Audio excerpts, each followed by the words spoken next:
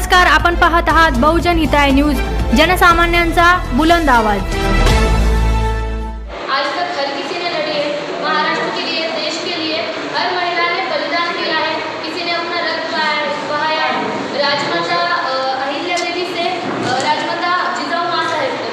लेकिन जब मराठवाड़ा के महिलाओं के हक की बात आती है तो कोई तो होना चाहिए जो उनको उनके अधिकार दिलाए। सर काय सांगाल, काय मागणी तुम्ही पत्रकार परिषद ठेवण्यात आली आहे, काय सांगाल? जय शिवराय।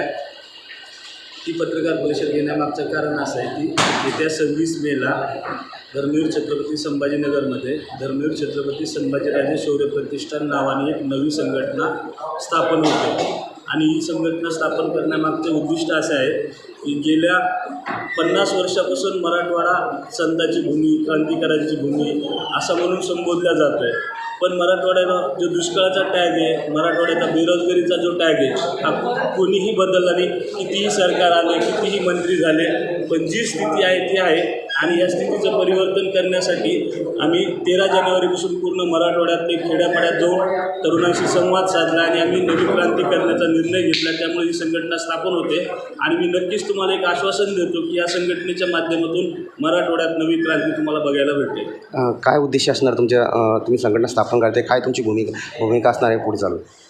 आमची भूमिका एवढीच आहे की मराठवाडा हा पश्चिम महाराष्ट्र, विदर्भ आणि खानदेशच्या पुढे गेला पाहिजे, सुजलाम सुफलाम झाला पाहिजे आणि तरुणांना रोजगार निर्मिती झाली पाहिजे, महिलांना सक्षमीकरण मिळालं पाहिजे, कला क्रीडा ह्या क्षेत्रात पण मराठवाड्याचं एक वेगळं नाव झालं पाहिजे, शिक्षण या क्षेत्रात मराठवाड्याला खूप काही वलय मिळालं पाहिजे। संघटनेच्या नावावरून असं वाटतं की मराठा शैलीशी काम करणे संघटना असं दिसतंय?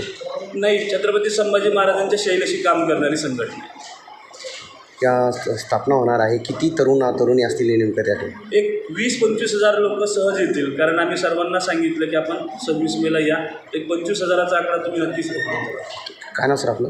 माझं नाव बाळराजे रामराव आवारे, राहणार महाकाळा, तालुका अंबड, जिल्हा जालना। प्रवीण नागरे, पवन कोले, अक्षय शिंदे, राजश्रीताई राठोड, श्रद्धाताई जाधव।